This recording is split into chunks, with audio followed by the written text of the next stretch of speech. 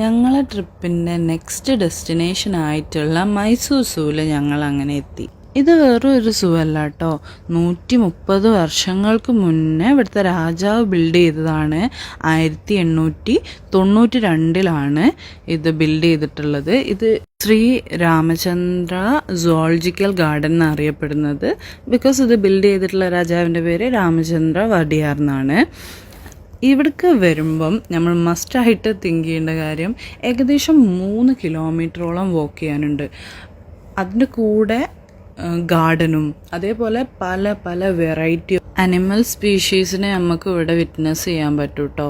First തന്നെ എൻട്രിയിൽ കൂടുതലും ഉള്ളത് ബേർഡ്സുകൾ, പല പല വെറൈറ്റികളാണ്. അത് കഴിഞ്ഞിട്ടാണ് നമ്മളിങ്ങനെ ലെപ്പേർഡിനെയും സിംഹത്തിനെയും പുലിനെയും ഒക്കെ നമുക്ക് കാണാം കേട്ടോ. ഇങ്ങനെ കുറച്ചും കൂടി ഡേഞ്ചറസ് ആയിട്ടുള്ളതിനെ കുറച്ച് പോലൊരു ഡിസ്റ്റൻസിലാണ് വെച്ചിട്ടുള്ളത്. ഇപ്പോൾ ഈ കാണുന്ന ഈ ഒരു സിംഹം അപ്പുറത്തെ കേജിലായിരുന്നു.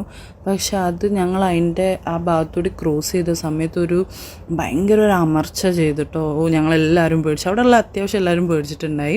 പിന്നെ ഞങ്ങൾ അവിടെയുള്ള മങ്കീസിനൊക്കെ പോയി കണ്ട് എല്ലാവരും ഫുഡ് അടിച്ച് നല്ല കിടത്തേനു.